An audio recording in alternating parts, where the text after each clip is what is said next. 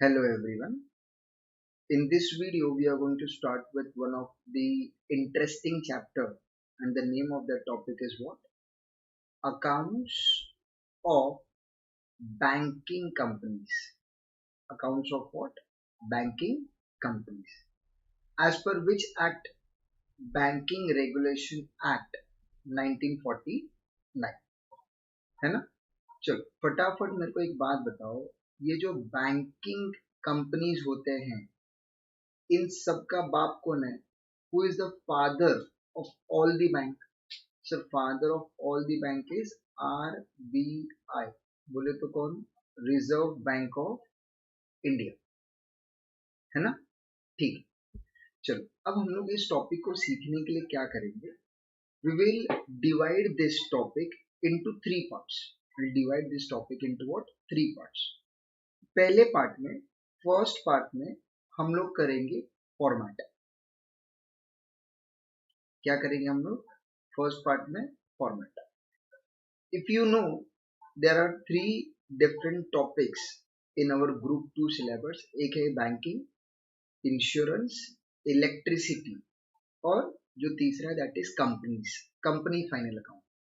तो banking, insurance, electricity ये सब के लिए अपना अपना खुद का अलग अलग एक्ट है, whereas बाकी सब कंपनीज के लिए there is companies act, right? तो यहाँ पे ये जो फॉर्मेट है, बैंकिंग कंपनी का खुद का अपना फॉर्मेट है which we have to follow. तो यहाँ पे इस फॉर्मेट के अंदर each and everything should be by hearted. हर एक चीज तुम लोगों को रट्टोफाई होना चाहिए, वो भी शेड्यूल के साथ, शेड्यूल के नंबर के साथ. इफ यू नो, हम लोगों ने ऑलरेडी कंपनी फाइनल अकाउंट्स कर लिया है. कंपनी फाइनल अकाउंट्स में हम लोग शेड्यूल नंबर नहीं बोलते थे, हम लोग वहां बोलते थे नोट्स टू अकाउंट्स. एंड वो नोट्स टू अकाउंट्स ना कंपलसरी नहीं होता था कि नोट नंबर 1 शेयर कैपिटल है, note number 2 reserves and surplus है, एंड सो ऑन. यहाँ पे हर एक शेड्यूल नंबर इज फिक्स्ड. अगर मैं बोल दूं शेड्यूल नंबर 9 बताओ, तो तुमको मालूम होना चाहिए इट इज एडवांसेस. तो अच्छे से ये वीडियो देखो, ऑटोमेटिकली तुम लोगों को पूरा का पूरा शेड्यूल बाय हार्ट हो जाएगा, और पूरा फॉर्मेट तुम लोगों को बाय हार्ट होना ही चाहिए, ठीक है? तो फर्स्ट पार्ट में हम लोग क्या करेंगे? बैंकिंग का पूरा फॉर्मेट, उसमें बैलेंस शीट का भी फॉर्मेट हम लोग करेंगे, जिसको हम लोग पार्ट ए बोलते हैं. And then we are going to do the format of what? Income statement, right? तो that is your part B. चल, तो यहाँ पे सबसे पहले हम लोग फॉर्मेट करेंगे. फॉर्मेट के बाद हम लोग क्या करेंगे? फॉर्मेट के बाद हम लोग करेंगे एडजस्टमेंट्स. क्या करेंगे? फॉर्मेट के बाद we are going to do what? Adjustments. तो यहाँ पे गिने चुने कुछ एडजस्टमेंट्स है विच इज वेरी इंपॉर्टेंट, और एग्जाम में ना मेजॉरिटी ऑफ द टाइम ना वो लोग एडजस्टमेंट्स ही पूछ लेते. 4 मार्क्स के लिए, 5 मार्क्स के लिए दे आस्क एडजस्टमेंट्स. तो adjustments are very very important. मैं तो ये बोल रहा हूँ एडजस्टमेंट आ गया तो बस में पूरा का पूरा कॉन्सेप्ट ही खत्म हो जाता है, ठीक है? चलो, तो पहले फॉर्मेट करेंगे, फिर हम लोग क्या करेंगे? एडजस्टमेंट करेंगे, एंड लास्ट पार्ट में हम लोग कर देंगे सम्स. अब ये सम्स का मतलब क्या? दिस सम्स का मतलब होता है based on your balance sheet, sums based on your profit and loss account, है ना? यहाँ पे पूरा का पूरा कंप्लीट फाइनल अकाउंट ना वो लोग एग्जाम में पूछते ही नहीं है, जहाँ पे तुम लोग को इनकम स्टेटमेंट, बैलेंस शीट सब कुछ बनाना पड़े. वो तुम लोग के मॉड्यूल में एक भी समय ऐसा नहीं है जहाँ पे तुम लोगों को इनकम स्टेटमेंट और बैलेंस शीट दोनों पे सम पूछा हो. तो usually what they do, they ask only P&L account और they ask only balance sheet, ठीक है? तो वैसे टाइप से हम लोग यहाँ पे सम्स भी देखेंगे. ओके, ना आ जाते हैं हम लोग अपने फर्स्ट पार्ट पे. बोलो, what is our first part? Sir, our first part is format. Absolutely correct. लेकिन फॉर्मेट में जाने से पहले व्हाट वी विल डू, मैंने थोड़ा सा, जो तुम लोग को ऑलरेडी मालूम है, थोड़ा सा बैंकिंग के बारे में हम लोग देख लेते हैं. कि बैंकिंग में होता क्या है। ठीक है, चलो लेट अस अज्यूम कि ये जो है ये कौन है, एक बैंक है। क्या है ये, बैंक है। ठीक है, ध्यान से सुनो। ठीक है, अब मुझे बताओ बैंक का काम क्या होता है, what is the main job of bank. Bank का काम होता है पब्लिक से पैसे लेना। किससे, पब्लिक से, है ना, पब्लिक से अकाउंट ओपन करवा के उनसे पैसे लेना, जिसको हम लोग बोलते हैं डिपॉजिट्स।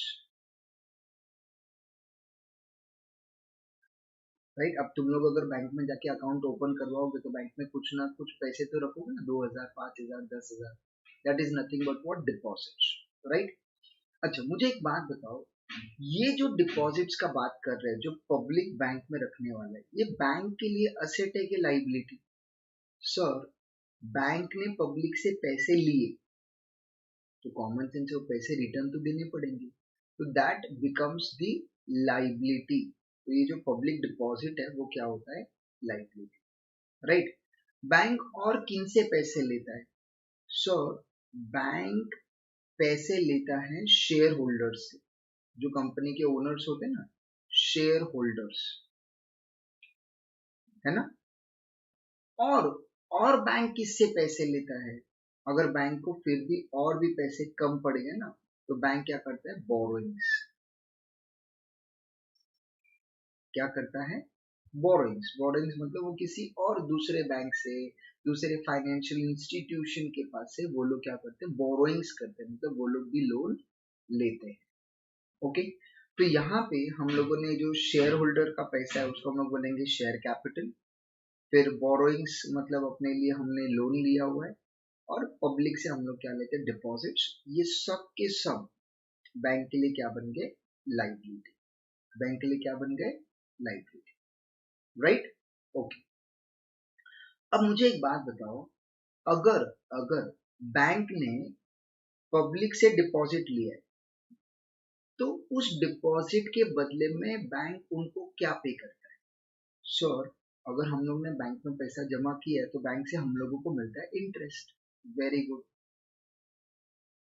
अच्छा, अगर बैंक ने किसी से लोन लिया है तो सर इंटरेस्ट पे करना पड़ेगा, और शेयर होल्डर्स को बदले में क्या पे करना पड़ता है, सर डिविडेंड पे करना पड़ता है। Very good. राइट, तो यहाँ पे पब्लिक डिपॉजिट को हम इंटरेस्ट पे करते हैं, बोरोइंग्स पे भी हम लोग इंटरेस्ट पे करते हैं, और शेयर होल्डर्स को वी पे व्हाट, डिविडेंड।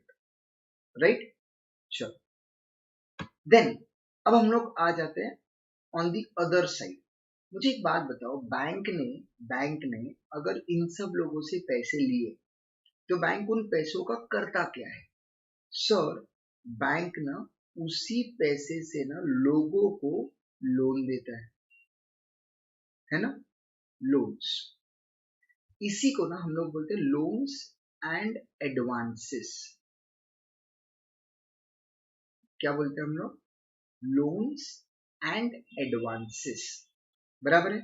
अच्छा, लोन्स एंड एडवांसेस का मतलब क्या होता है, कि मतलब अलग अलग टाइप के ना एडवांसेस होते हैं। बोले तो लोन्स एंड एडवांसेस अलग अलग टाइप के होते हैं। कौन कौन सा अलग टाइप, देखो अगर मैं तुम लोगों को बात करूं तो एक होता है शॉर्ट टर्म, एक होता है मीडियम टर्म, और एक होता है लॉन्ग टर्म।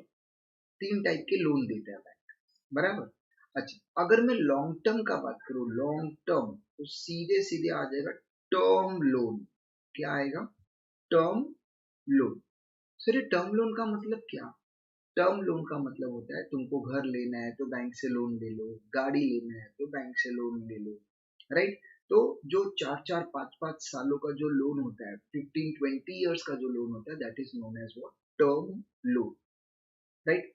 अच्छा सर, ये मीडियम टर्म क्या है, मिडिल टर्म, तो यहाँ पे हम लोग कवर करेंगे सीसीओडी।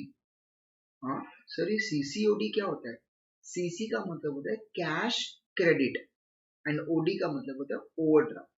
मतलब फॉर एग्जांपल मान लो मेरे बैंक में 50,000 है और मेरा करंट अकाउंट है, तो मैं क्या कर सकता हूँ, बैंक से ना out of 50,000 I can withdraw 60,000, 70,000, 80,000, मतलब मैंने बैंक में जितने पैसे थे मैंने उससे ज्यादा ले लिए, तो that is known as what, overdraft. और बैंक के हिसाब से इट बिकम्स रिसीवेबल, रिसीवेबल बोले तो assets, right.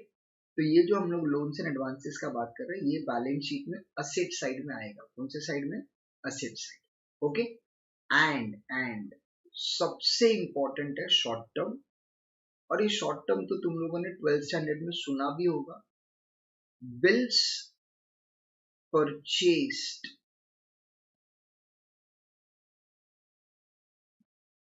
And discounted, bills purchased and discounted.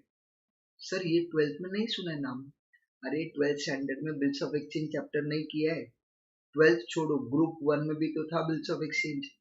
तो बिल्स ऑफ एक्सचेंज में मालूम है हम लोग बिल्स डिस्काउंटेड विद बैंक बोलते हैं, तो यही तो है।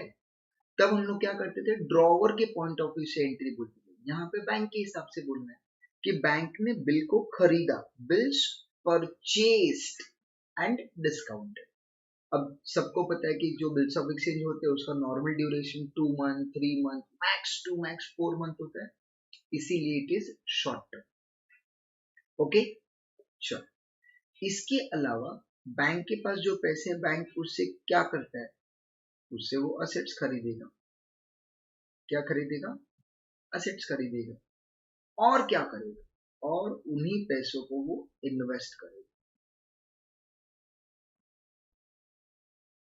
क्या करेगा? इन्वेस्टमेंट्स, है ना? Very good.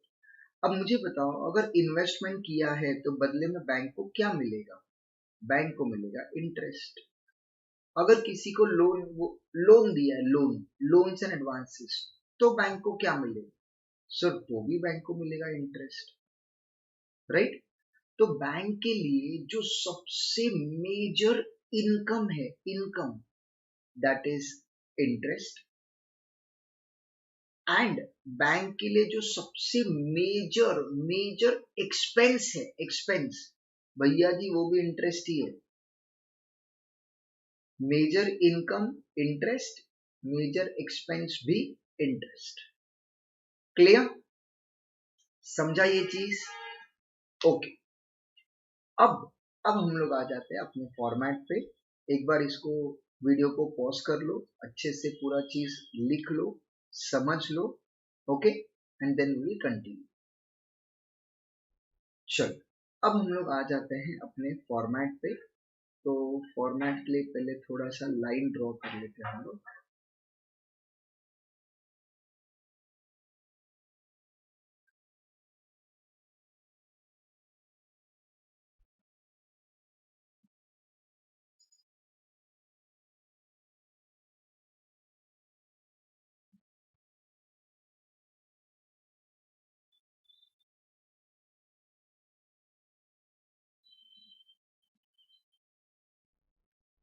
चलो, ये हो गया अपना अमाउंट कॉलम, और एक कॉलम हम लोग बना देते हैं, that will be your schedule number.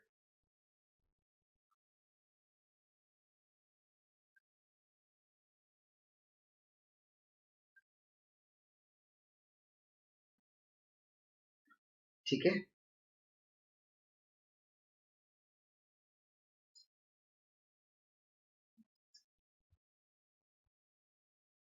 So this is your format for what? Balance sheet. Balance sheet as on dash dash dash. ठीक है। तो ये जो बैलेंस शीट है, it is divided into two parts. जैसे कि हम लोग को पहले से पता है बैलेंस शीट दो पार्ट में होता है, that is liabilities and assets, right. तो यहाँ पे जो फर्स्ट पार्ट है, फर्स्ट पार्ट, उसको हम लोग बोलेंगे कैपिटल, कैपिटल एंड लाइबिलिटीज।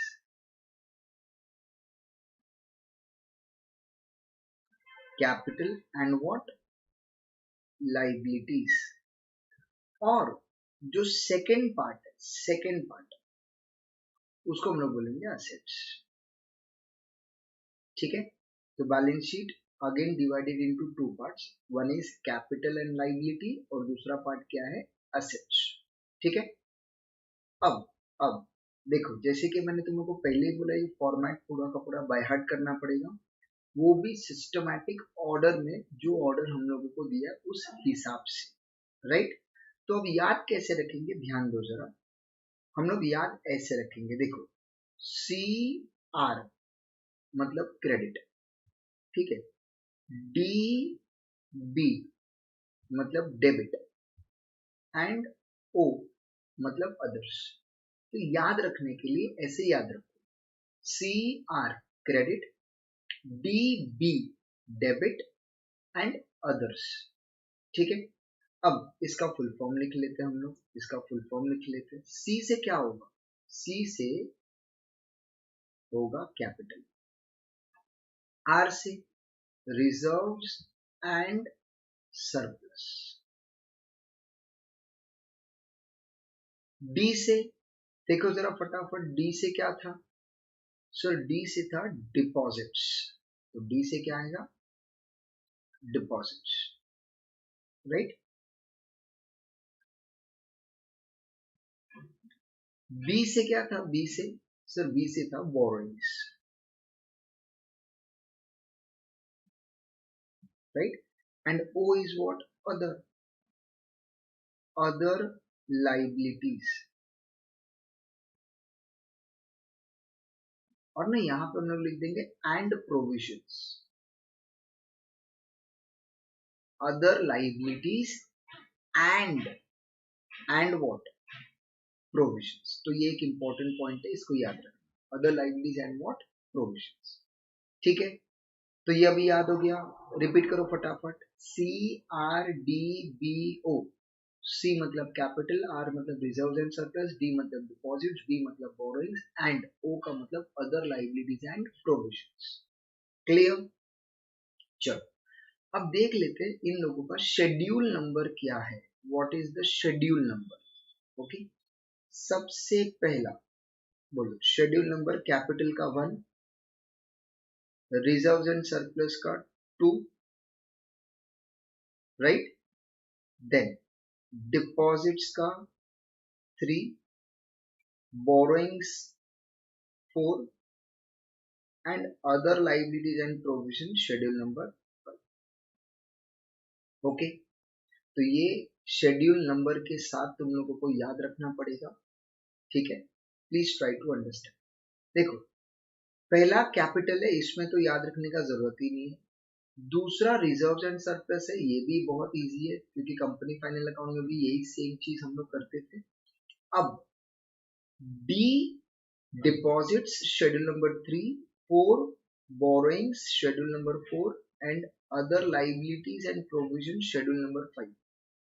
इसमें से अगर मैं सबसे इंपॉर्टेंट बोलूं, सबसे important that is other liabilities and provision, जो बार बार आएगा, तो याद रखो शेड्यूल नंबर 5 क्या है, बताओ फटाफट। Schedule number 5 other liabilities and provisions, right. Schedule number 3 क्या है sir, schedule number 3 is deposits. 4 क्या है, बोरोइंग्स। 1 एंड 2 तो बहुत इजी है, share capital and what, reserves and surplus. तो शेड्यूल नंबर 5 याद रखना, other liabilities and provisions, right. अच्छा, अगर मैं बात करूं कैपिटल एंड लाइबिलिटीज का, तो यहाँ पे इन ऑल टोटल 5 शेड्यूल है, 5। अब हम लोग आ जाते हैं असेट्स पे। असेट्स में इन ऑल टोटल मिला के 6 शेड्यूल्स है। कितना शेड्यूल्स है, 6। कौन कौन सा, तो चलो देख लेते हैं। अब इसको याद कैसे रखेंगे, देखो सर, इसको हम लोग याद रखेंगे C B I, C B I, C B I a fantastic organization. कैसे याद रखेंगे, C B I a fantastic organization. Okay, चलो अब सबसे पहले सी। सी क्या है सर, सी का मतलब होता है cash in hand, cash in hand and balance with RBI. Balance with RBI मतलब ये भी अपना ही पैसा है, राइट? तो cash in hand and balance with RBI. बताओ फटाफट शेड्यूल नंबर 6। तो अब शेड्यूल नंबर 6 कैसे याद रखोगे? असेट साइड का पहला आइटम। शेड्यूल नंबर 6 का मतलब असेट साइड का पहला आइटम। बताओ फटाफट असेट साइड में पहला क्या है? सर असेट साइड में पहला तो कैश इन हैंड है एंड बैलेंस विद आरबीआई है। Very good. चलो दूसरा आइटम बी। बी का मतलब होता है balance with other bank. Balance with what? Other bank, comma, money at call and short notice. ठीक है, शेड्यूल नंबर 7। बोलो फटाफट, what is schedule number 7? Balance with other bank. Balance with other bank मतलब मेरे दूसरे बैंक में भी तो कुछ अकाउंट होगा, वहां पे भी मेरे पैसे होंगे, तो वो भी मेरे लिए तो असेट ही हुआ। तो balance with other bank, money at call and short notice. Okay, चलो फिर उसके बाद आय का मतलब क्या है सर? आय का मतलब इन्वेस्टमेंट्स। आय का मतलब क्या? इन्वेस्टमेंट्स। चलो बताओ फटाफट इन्वेस्टमेंट का शेड्यूल नंबर। सर इन्वेस्टमेंट का schedule number is 8। Very nice. A से क्या है सर? ए से असेट्स। ऐसा नहीं है बाबू, ए का मतलब होता है एडवांसेस। ए का मतलब क्या? एडवांसेस। सबसे इंपॉर्टेंट यही है, एडवांसेस। चलो फटाफट मेरे को बताओ एडवांसेस का शेड्यूल नंबर क्या है? सर एडवांसेस का शेड्यूल नंबर है 9। एडवांसेस का शेड्यूल नंबर क्या है? 9। वो देखो यहाँ पे हम लोगों ने लिखा हुआ है ना?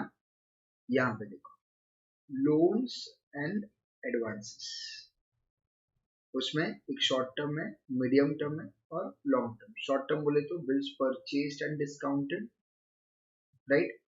मीडियम टर्म बोले तो CCOD, cash credit and overdraft, and long term बोले तो टर्म लोन, है ना? चलो अब उसके बाद नेक्स्ट क्या है? सो नेक्स्ट है एफ। यहाँ पे एफ का मतलब होता है फिक्स्ड असेट्स। Fixed assets. चलो बोलो what is the schedule number of for fixed assets? Sir fixed asset का शेड्यूल नंबर है 10। Okay, and finally there is O. O का मतलब होता है अदर असेट्स। Other assets. बोलो शेड्यूल नंबर। सर 10 के बाद आएगा 11। Schedule number 11। ओके, तो चलो फटाफट मेरे को बताओ, पहले 5 शेड्यूल कहाँ पे है? लाइबिलिटी में। फिर 6 शेड्यूल कहाँ पे है? असेट्स में, राइट? असेट्स का जरा फटाफट मेरे को ऑर्डर बताओ। सबसे पहले खुद का पैसा, कैश इन हैंड।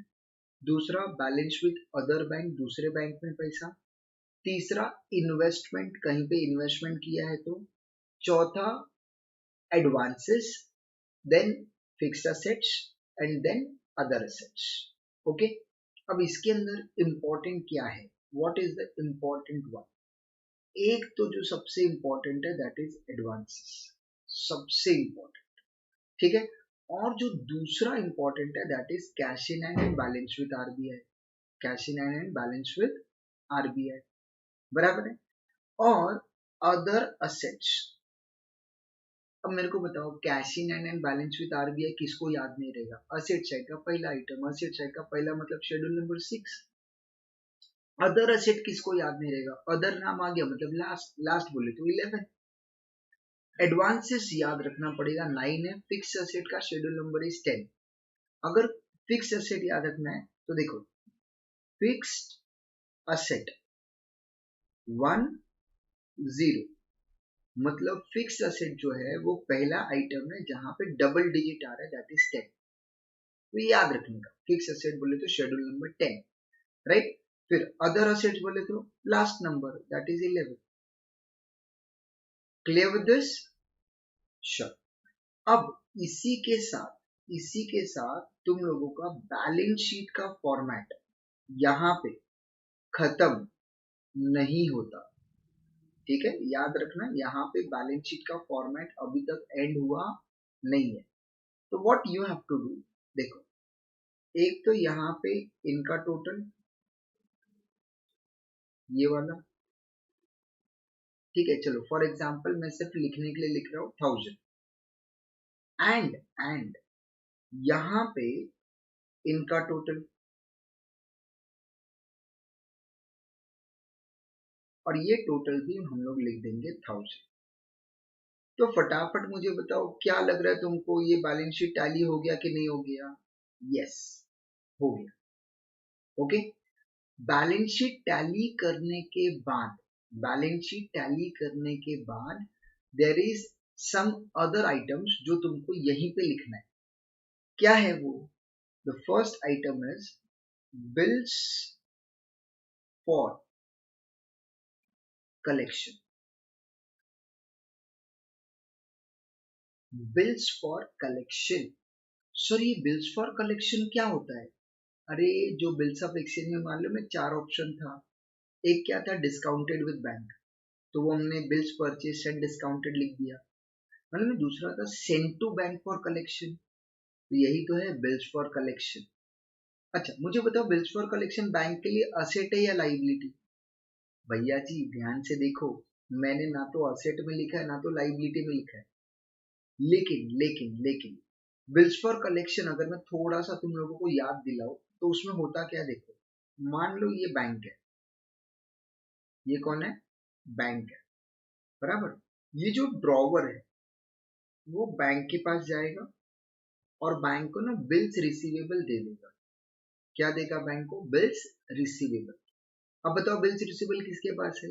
बैंक के पास। बैंक का काम क्या है? बैंक का काम है ये बिल्स का पैसा ड्रॉई के पास से लेने का, ड्रॉई के पास से पैसा लेने का, और वो पैसा ड्रॉवर को देने का। किसको देने का? ड्रॉवर को। तो बताओ फटाफट, ड्रॉई से रिसीवेबल, ड्रॉवर को पेएबल, ड्रॉई से रिसीवेबल, ड्रॉवर को पेएबल। अच्छा बताओ फटाफट, ड्रॉई से रिसीवेबल बोले तो असेट और ड्रॉवर को पेएबल बोले तो लाइबिलिटी। इसका मतलब ये जो बिल्स फॉर कलेक्शन है, ये जो बिल्स फॉर कलेक्शन है, ये बैंक के लिए असेट भी है लाइबिलिटी भी है, असेट भी है लाइबिलिटी भी है। लेकिन हम लोग क्या करते हैं, ना तो उसको असेट में लिखते हैं ना तो उसको लाइबिलिटी में लिखते हैं, उसको अलग से यहाँ पे हम लोग उसका अमाउंट लिख देंगे। और सर उसका शेड्यूल नंबर, शेड्यूल नंबर में हम लोग लिख देंगे नील, क्योंकि इसका कोई शेड्यूल नंबर होता नहीं। समझा? मैं रिपीट कर रहा हूँ, ध्यान से सुनो। बिल्स फॉर कलेक्शन बताओ फटाफट, असेट है कि liability? Sir bills for collection asset भी है लाइबिलिटी भी है, दोनों भी है। आंसर इज असेट भी है लाइबिलिटी भी है। लेकिन बैलेंस शीट में लिखते वक्त ना तो हम लोग असेट में लिखते हैं ना तो हम लोग लाइबिलिटी में लिखते हैं, उसको बैलेंस शीट के बाद लिखते हैं। क्योंकि सेम अमाउंट असेट में लिखोगे, सेम अमाउंट लाइबिलिटी में लिखोगे, क्या मतलब है? उससे अच्छा इंफॉर्मेशनरी करके तुम लोग बैलेंस शीट के बाद फुट नोट में लिख दो। क्लियर? Very good. और इसके बाद लास्ट आइटम है ए ई ओ ओ, शेड्यूल नंबर 12 और उसका अमाउंट। सर ये ए ई ओ क्या है? ए ई ओ का फुल फॉर्म है acceptance, endorsements and other obligations. अच्छा, तुम लोग ने जब कंपनी फाइनल अकाउंट किया रहेगा तो तुम लोग ने एक नाम सुना होगा, याद है? Contingent liability.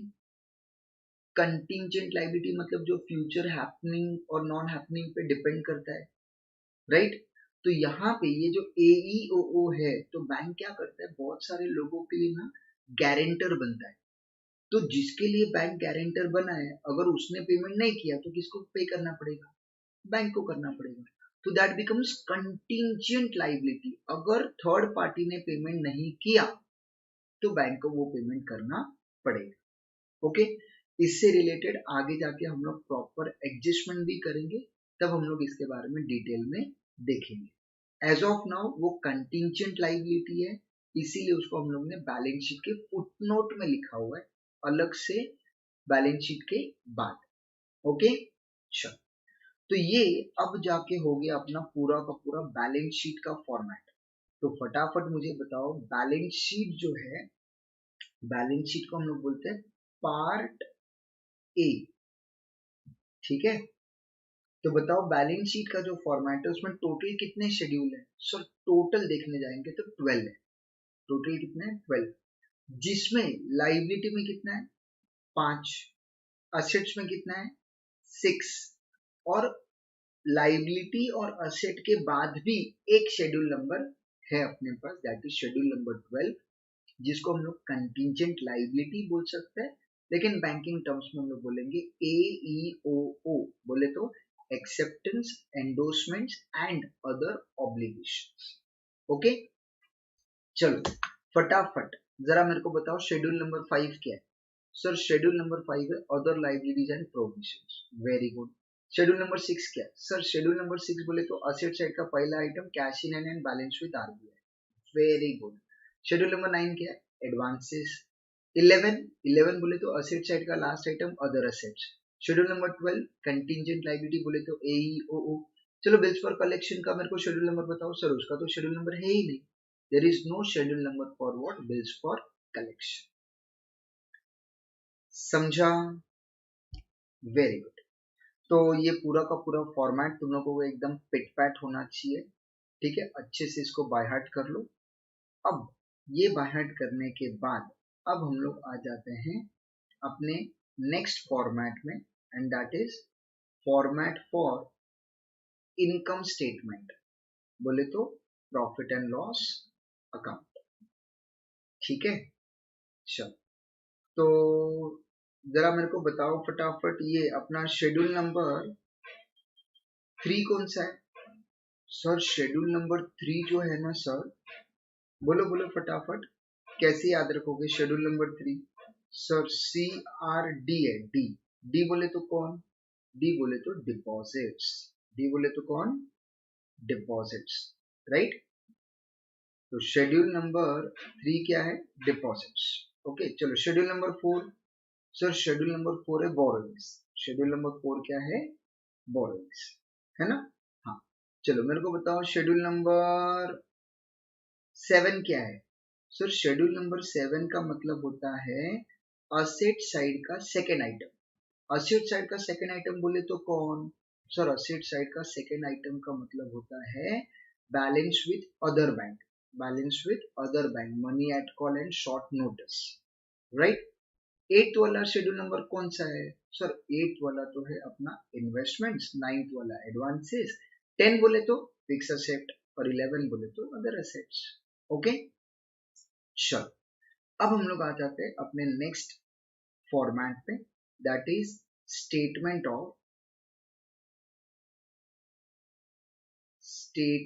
Of profit and loss account for the year ended so and so, ठीक है। अब ये जो स्टेटमेंट ऑफ P&L है, इसको हम लोग क्या करेंगे? इसको हम लोग ना टोटल 4 पार्ट में डिवाइड करेंगे। कितने पार्ट में? 4। फर्स्ट पार्ट आएगा इनकम। फर्स्ट पार्ट क्या आएगा? इनकम। सेकेंड पार्ट में क्या आएगा? एक्सपेंसेस। फर्स्ट पार्ट में इनकम, सेकेंड पार्ट में क्या आएगा? एक्सपेंसेस। थर्ड पार्ट में क्या आएगा? प्रॉफिट और लॉस। प्रॉफिट और लॉस, है ना। एंड लास्ट पार्ट में आएगा एप्रोप्रिएशंस।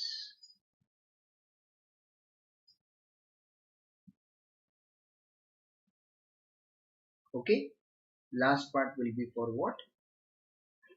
एप्रोप्रिएशंस।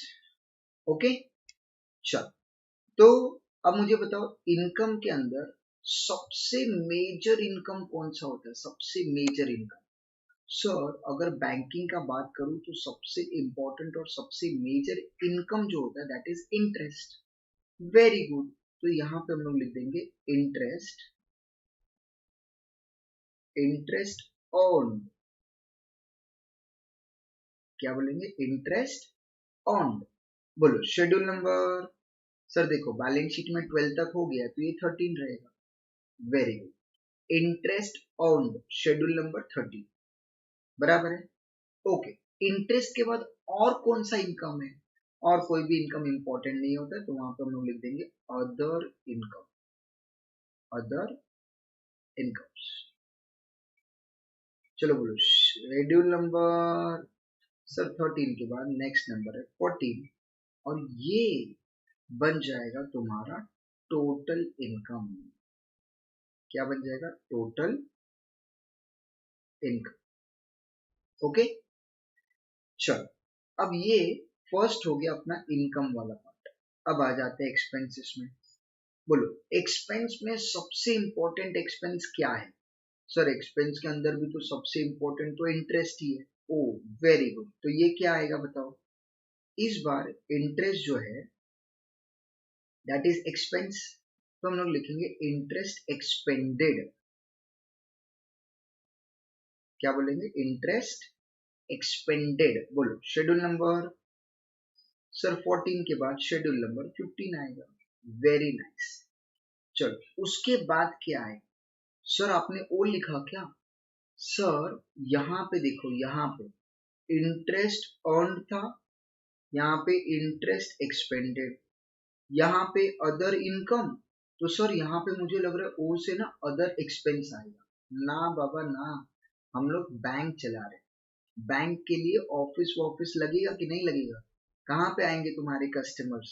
तो ऑफिस ऑफिस एडमिनिस्ट्रेशन का खर्चा लगेगा कि नहीं? तो यहाँ पे हम लोग इसको बोलेंगे operating,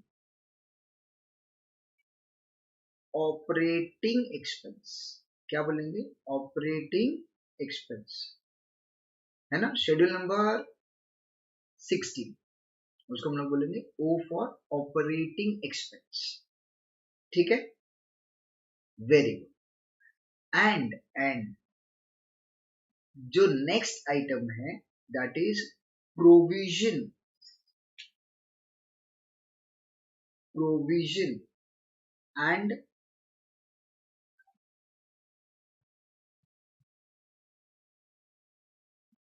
कंटिंजेंसीज।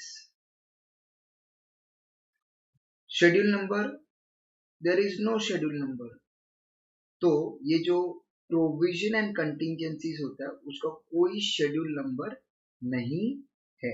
This becomes your total expenses. Okay, अब हम लोग क्या करते हैं ना, लेट अस अज्यूम यहाँ पे एक 200 रुपए का इनकम है, एक्सपेंस है 150 का, तो फटाफट मुझे बताओ प्रॉफिट कितना हुआ? सर 200 का इनकम, एक्सपेंस है 150 का, तो प्रॉफिट हुआ 50। वेरी गुड, तो ये जो प्रॉफिट एंड लॉस लिखा है उसके अंदर हम लोग लिखेंगे profit, profit for current year. बोलो कितना? 50 रुपीज का। प्रॉफिट फॉर करंट ईयर कितना? 50 रुपीज का, राइट? अच्छा, अब बहुत बार क्या होता है, जैसे अपन ने कंपनी में देखा है उसमें ना बैलेंस शीट में पी&एल अकाउंट लिखा होता है। बैलेंस शीट में पी&एल अकाउंट लिखने का मतलब वो लास्ट ईयर का प्रॉफिट है जो अपने कैरी फॉरवर्ड किया करंट ईयर में, तो उसको हम लोग बोलेंगे प्रॉफिट,